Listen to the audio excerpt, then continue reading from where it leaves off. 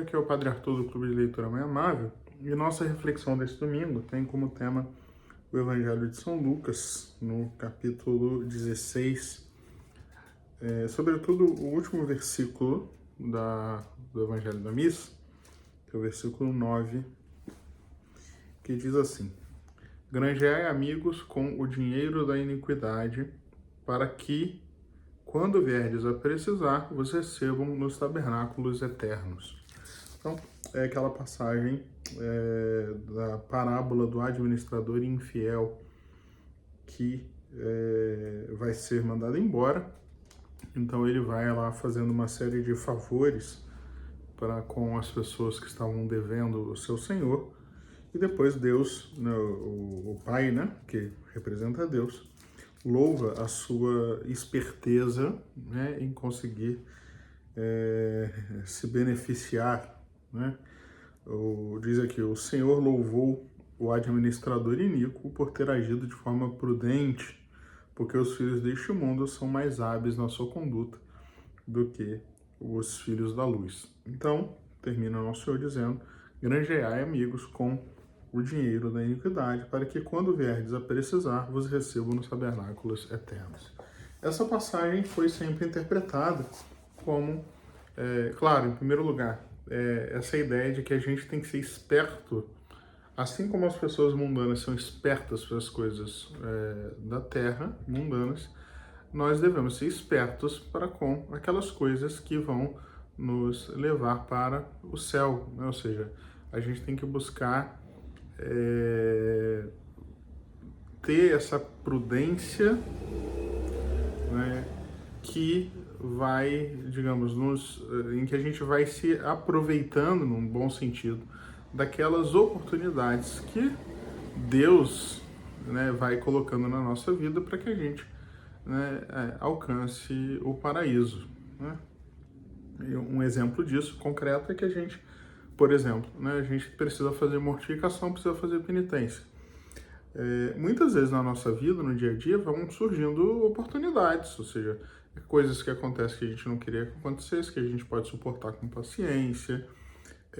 Às vezes a gente vai comer uma comida que não está boa e a gente, né, você já oferece aquilo ao nosso Senhor. O tempo pode estar calor demais, pode estar frio. Então, são oportunidades que, se nós formos espertos, a gente vai aproveitando aquilo para nossa santificação.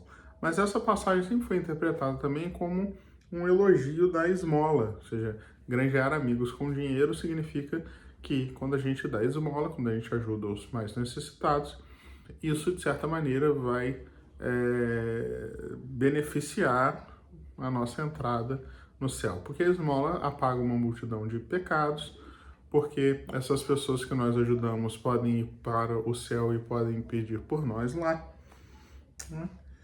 Então, o catecismo da Igreja Católica, né, ele fala sobre as obras de misericórdia, sobre a esmola de um modo especial, a partir do número 2443, que tem o capítulo sobre o amor aos pobres. E o catecismo, além de toda a riqueza do texto do próprio catecismo, ele traz uma série de citações de santos que valem a pena a gente escutar, conhecer, né? Diz aqui, São João Crisóstomo lembra essa verdade em termos vigorosos.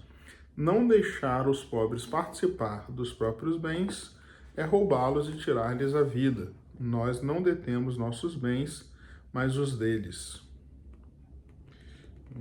Aqui, o próprio São João Crisóstomo diz também, em outro lugar: é preciso satisfazer, acima de tudo, as exigências da justiça para que não ofereçamos como dom da caridade aquilo que já é devido por justiça. São Gregório Magno: quando damos aos pobres as coisas indispensáveis, não praticamos com eles grande generosidade pessoal, mas lhes devolvemos o que é deles. Cumprimos um dever de justiça e não tanto um ato de caridade. Olha só, isso aqui é muito forte. Tanto São João Crisóstomo como São Gregório diz que, diante da necessidade dos pobres, aquilo que nós lhes damos não é nem tanto uma generosa caridade, mas é um ato de justiça. Isso pertence a eles, ou seja, Deus dá para nós aquilo que pertence aos pobres para que a gente os devolva. Né? Isso é bem, bem interessante. Né? Então, é isso, né? Essas obras de misericórdia que foram tão presentes na vida dos santos. Tem aqui uma citação da biografia de Santa Rosa de Lima, né, que é a primeira santa aqui da América Latina, e que infelizmente a gente não conhece tanto, né, não é tão popular. No dia em que sua mãe a repreendeu por manter em casa pobres e doentes, Santa Rosa de Lima lhe replicou: quando servimos aos pobres e doentes, servimos a Jesus. Não nos devemos cansar de ajudar o próximo, porque neles é a Jesus que servimos. Bom, depois dessas citações dos Santos Padres, né, e do exemplo da vida de Santa Rosa, eu gostaria de dar aqui uma dica mais prática com relação a essa questão da esmola, né? Hoje em dia, existe uma facilidade muito grande, assim como existe uma certa dificuldade em ajudar os pobres na rua, né? Ou seja, existe todo, sobretudo para mulheres, uma questão assim de medo, porque a gente sabe que às vezes tem pessoas que são usuários de droga, que são violentos, etc, etc. E que às vezes a pessoa fica com medo de abrir a carteira, a bolsa na rua, isso tudo, né, dá para entender, né, esse medo. Né? Existem muitas formas bem fáceis e muito eficazes da gente dar esmola e ajudar os pobres. E eu recomendo que vocês façam isso. Né, que é, sobretudo, a gente buscando instituições de confiança e fazendo a doação, né, as doações para essas instituições e, por meio delas, a gente, assim, atingindo as pessoas mais carentes. Né? Claro, né, não estou dizendo aqui que não é para a gente dar esmola para os pobres diretamente. Né? Eu estou dizendo que, além disso, existe uma forma muito concreta, muito fácil da gente ajudar também os pobres. Né? Às vezes a gente não tem muito essa coisa de sair na rua, de encontrar pessoas que precisam e tal. Né? E é por meio dessas instituições. Então, por exemplo, você consegue ajudar com um Pix, né, uma transferência bancária, consegue ajudar, por exemplo, né? Aqui na nossa paróquia a gente tem o dispensário de São Vicente de Paulo. Várias paróquias, né, que gente de várias paróquias assiste o vídeo, várias paróquias têm obras de caridade social, de ajuda aos pobres. É uma instituição, né, que vale muito a pena ajudar, ajuda a igreja que sofre. Né? Se vocês pesquisarem na internet, vocês vão ver que eles fazem um trabalho muito bom de auxílio aos cristãos perseguidos, enfim, no mundo inteiro. E outras obras semelhantes. A gente consegue hoje, com a facilidade da internet, ajudar, por exemplo, as obras da Irmã Dulce, lá na Bahia, mesmo quem, né, nunca foi lá, nem nunca vai lá. Então, existem essas formas da gente fazer isso. Então, isso é uma dica que eu dou. Se você quiser dar esmola, né, existe essa maneira. Outra dica que eu dou sexta-feira é dia de penitência, né? Aí, a penitência que a igreja sugere é a pessoa não comer carne, mas a igreja permite comutar.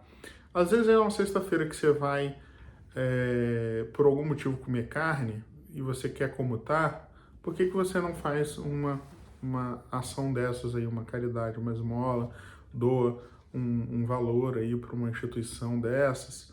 Então, é uma forma de você fazer a sua comutação e ajudar os mais pobres com a esmola. E uma terceira coisa, é muito comum, muito recorrente na vida dos santos, isso na vida da Irmã Dulce foi assim, né, que eu citei ela, agora eu lembrei disso, que sempre marcou muito os santos quando os seus pais eram pessoas que ajudavam muitos pobres. Então, vocês que têm filhos pequenos, tentem mostrar para eles. É claro, a gente nunca tem que ajudar o próximo para se mostrar, nem nada disso, é evidente. Mas é um ato de bom exemplo, importante, de educação cristã, vocês ajudarem, seja, as pessoas pobres e tal, e os filhos saberem disso e verem vocês fazendo isso. E eles também fazerem isso de certa maneira. Vocês, né, incentivarem seus filhos, às vezes a abrir mão de um brinquedo para doar, etc. Que vai formando nas crianças já essa mentalidade que é tipicamente cristã, né, do amor, da caridade com o próximo. Tá bom? Então é isso. Desculpa se o vídeo hoje ficou meio confuso, mas essa que é